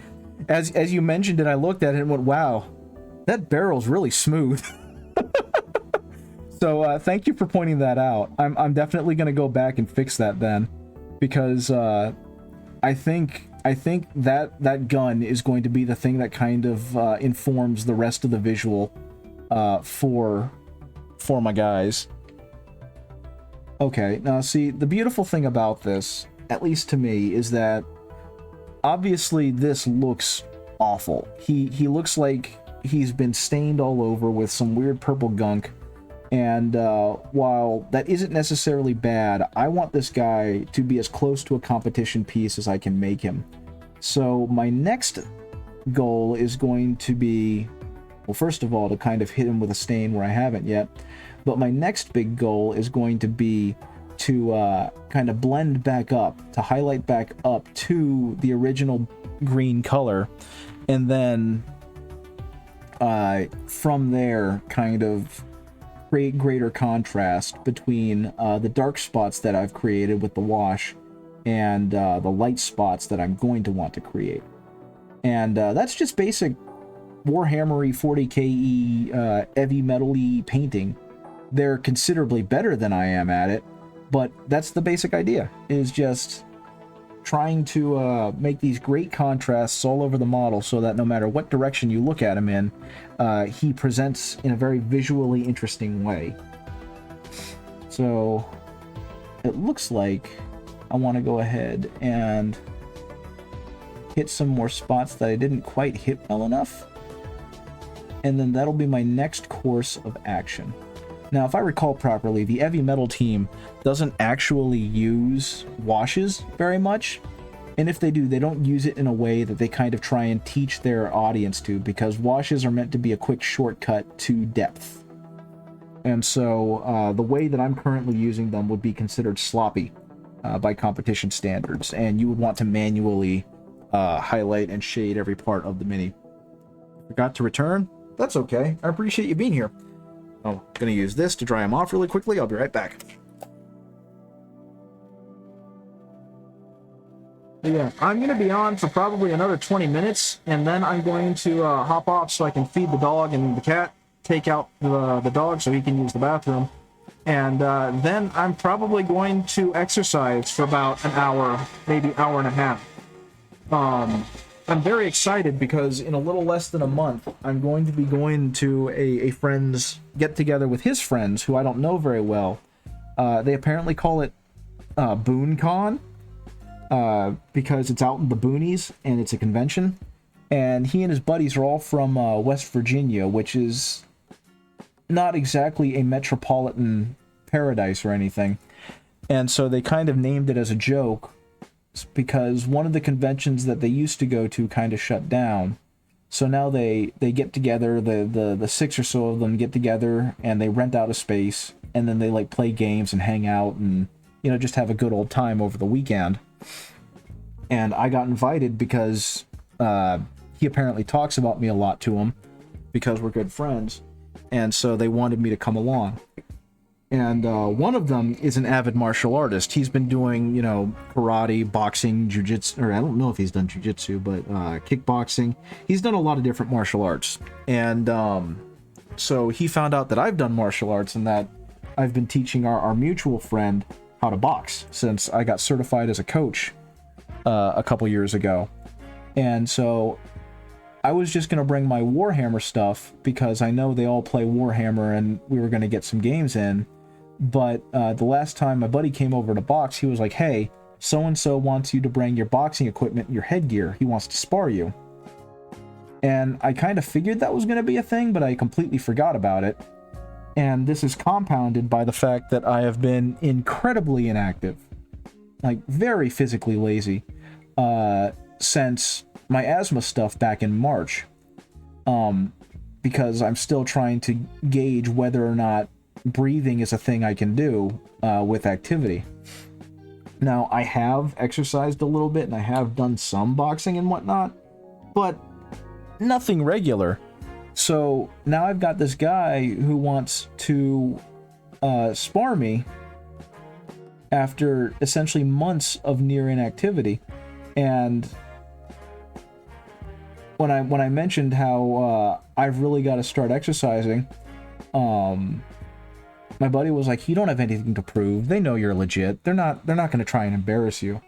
My immediate reaction was, well, I'm not worried about being embarrassed, and I appreciate that they respect me. What I'm worried about is having an asthma attack mid-spar and falling face first on the dirt, 3 states away from my wife. So, I'm not necessarily training to win. I'm training to not die. And I've been meaning to get out and exercise more, especially recently. But I've just been too lazy since I haven't really had anything to motivate me. But now that I know this is happening, I now have something to motivate me. So I am going to start slowly escalating my workload to try and have the cardio and whatnot to do this effectively. So now I move on to a Windsor and Newton brush. This is where I move on to... Got my daily walks nearly kill me as is. Yeah, understandable. I've started taking daily walks with my wife in the morning, and they're about 20 minutes long, and they're fine. There's nothing really too good or too bad about them. Whoops, they just kind of exist. It is a nice way to kind of start the day, but it's not enough. I used to be a very, very, very active individual, specifically because of the boxing, and that fell away. So this is going to be my motivation to not necessarily get back to that level, but to at the very least be more active, because I don't want to get hurt while doing this spar, and I don't want to have an asthma attack. So I'm probably not going to be doing any hardcore running or anything, but I do want to get back to like rope skipping and doing boxing drills and the like. I tried to do some rope skipping Tuesday because my mutual friend, he comes over and I train him to box, like I said. But I got like half a round in and then my calf started cramping, which is not something that's happened to me in a long ass time. So it's like, well, I've got a long way to go. So I definitely know I need to start exercising again. And hopefully I'll be in a modicum of better shape. Getting dinner? Cool. I'll be in a modicum of better shape come, mid-August when BoonCon happens. And I can at least be confident that I'm not going to fall over gasping for air midway through the spar. That's my big goal. I mean, the guy's probably going to kick my ass. He's been boxing longer than I have, and he's been doing a million other martial arts. But I just don't want to pass out. That's what it boils down to. So, something that makes the Windsor and Newton brushes so absolutely wonderful and marvelous is that they have an incredible, incredible point on them. And what that allows for is very gradual, very small transitions between colors. And that's really nice when you're trying to do subtle blends. I'm still not great at them, but at the very least, it doesn't get in the way of trying to do the blends like a less good brush would do. So hopefully I can get these nice transitions, especially on his lobster belly,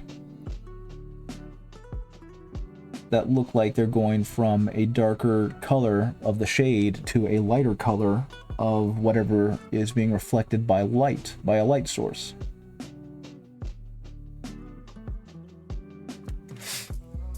And so right now I'm starting off fairly tame. I'm just getting it back to a base coat, But eventually, I'm going to start putting on highlights, and that's really going to sell the depth of this guy's armor. At least that is the plan.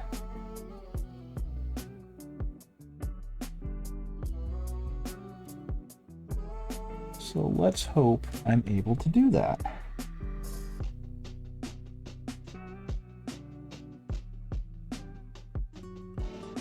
Come on. Okay, that unfortunately went a little bit too white or too green. So we're gonna mix in some black with the green, and we're gonna pull it back towards the darkness. Just a smidge. Same with over here. He's got a little bit too much light, so we're gonna pull that back into the darkness. And there we go. And that's what this is eventually going to become, is me trying my best to balance out the darker shades with the lighter parts, so that I can have this really, really nice, distinctly layered up Gravis Captain.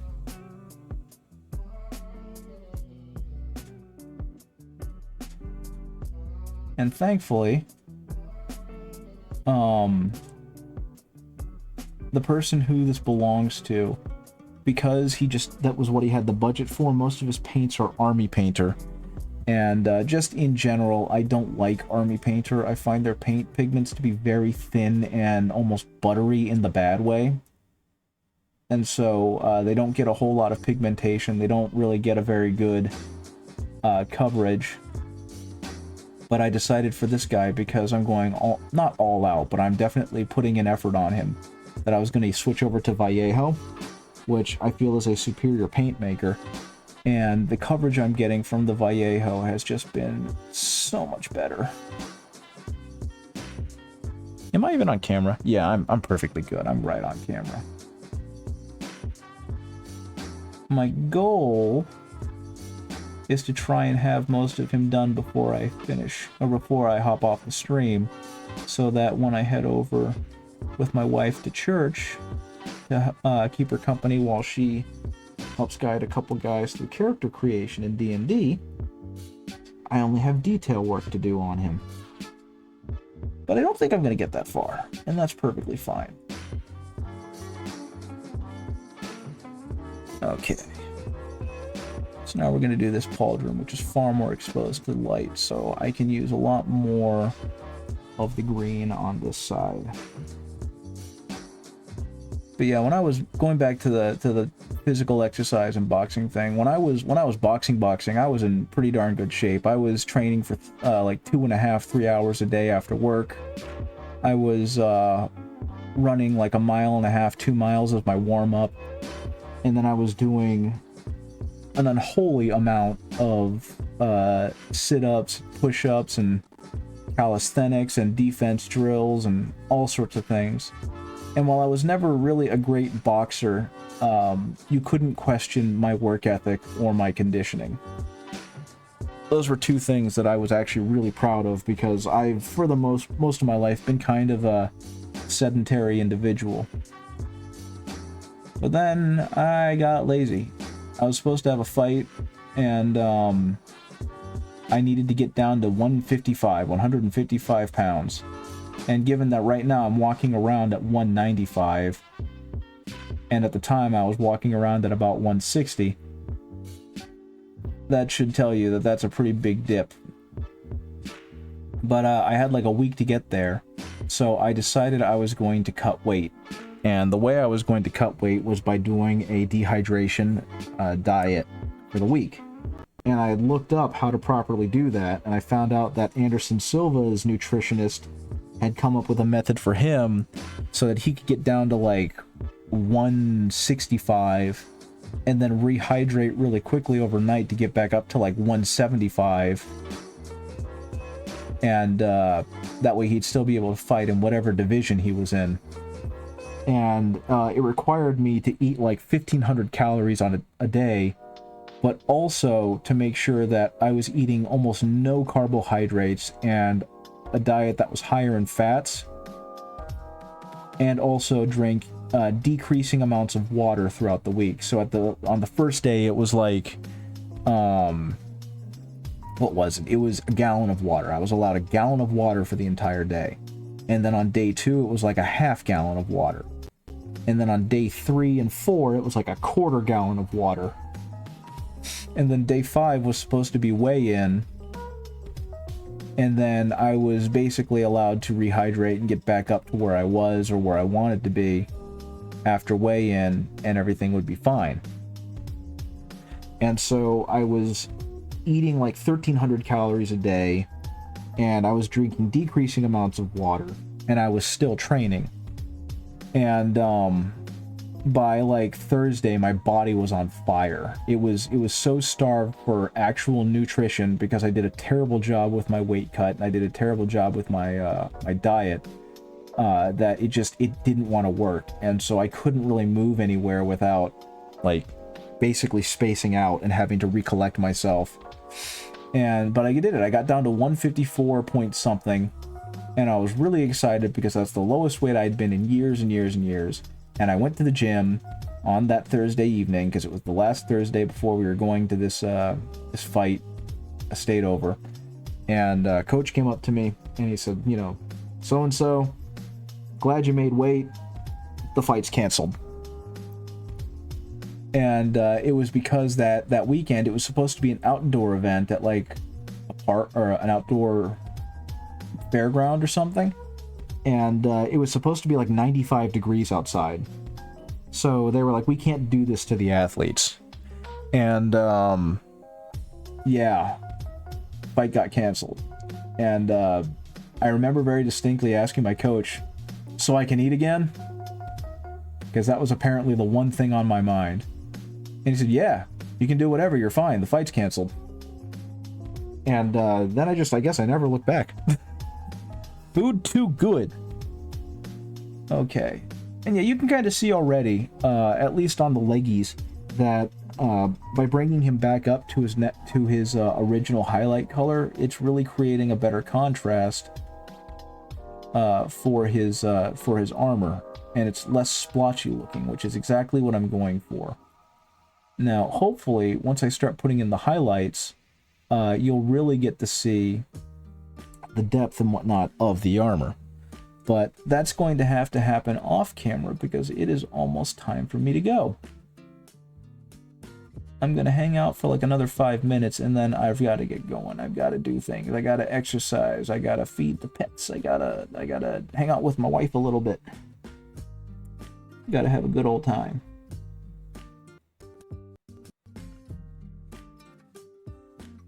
Okay. Let's see what I'm doing there. That looks pretty good.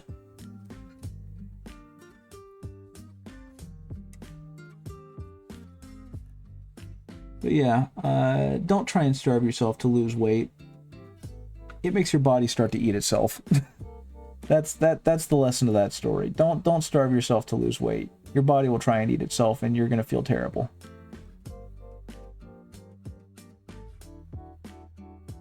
Okay, that's gonna be pretty okay. Let's see what else we got going on here. Gonna go ahead and hit this. Try and build that back up.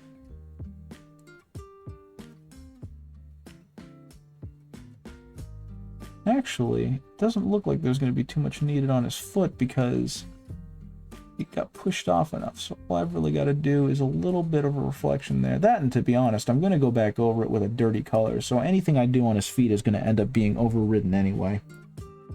So let's go ahead and move on to the other leg, where once again, there's not a whole lot to do because he's got that giant ego. One of my doctors would disagree, but I didn't follow their advice on the matter. Yeah, don't do that. It's bad long-term for your body. It's bad short-term for your body. If you really want to lose weight, just keep going on your walks. Make better food choices. And if that's not helping you, then maybe go back to your doctor. I had a friend like that who they did everything in their power to try and lose weight. They were eating healthy. They were going on walks. They were exercising. and I don't remember what became of it but they were like, they were big. They couldn't see their feet big. They couldn't, you know, bend over without groaning big. But they had their baby. They had a baby. They got married, had a baby, and they apparently went to the doctors for a problem and found out, oh, you have this problem, and that's the reason why your body can't shed weight. And so she eventually ended up going through a procedure, I think it was, or getting some kind of medication. I don't remember exactly. But ever since then, at least by her social media posts, she's been happier, she's been healthier, she's been more active. She's been able to do a lot of different things. And the worst part about it was that she had lost a ton of weight over the pandemic because she was at home with her daughter all the time, so they went on walks a lot. And you know, when you're going on 5-mile walks every day and eating decently, then you're going to lose weight. So she was under this false pretense that all she needed to do was diet and exercise better. But you shouldn't have to kill yourself to be at a healthy weight, because that's basically what she was doing. She was working a fairly unsustainable lifestyle to get down to that target weight. And it's like, that's a bit much.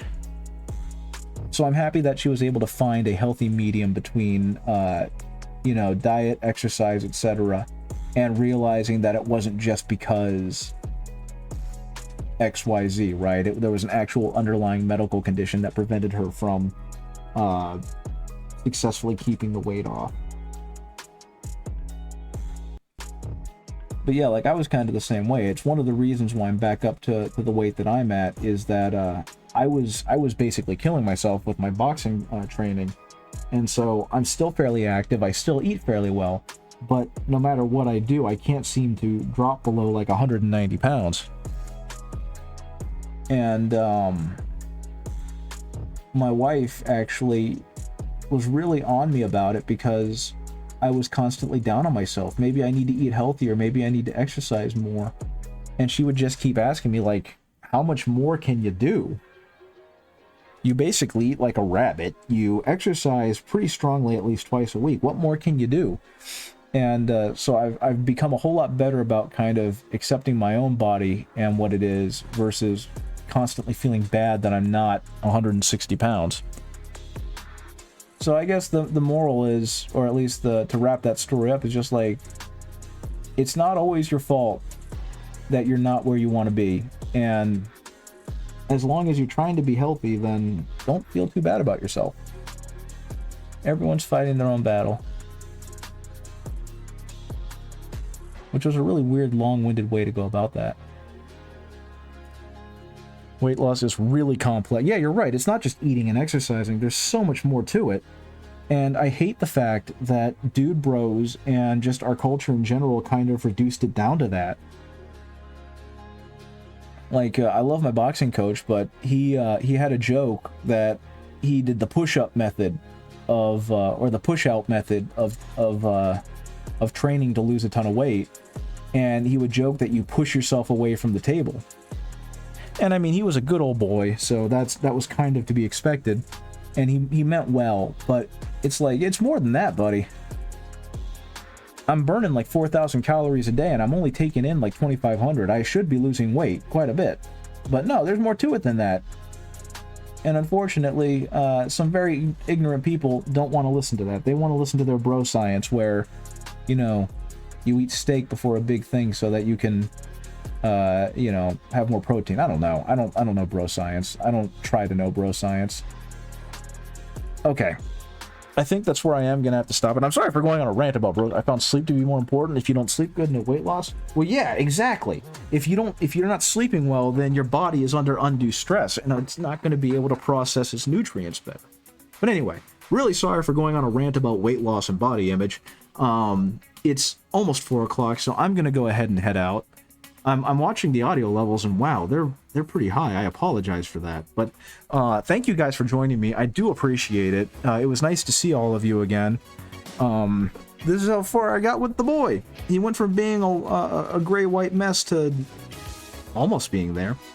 But I'm gonna go ahead and head off, and take care of my pets, and I'll see you guys later. I won't be on tomorrow because I've got professional development, and probably not the weekend, so most likely next Monday around the same time. So thanks for the encouragement. I'll see y'all later. Thanks again for joining me, and bye-bye. Later.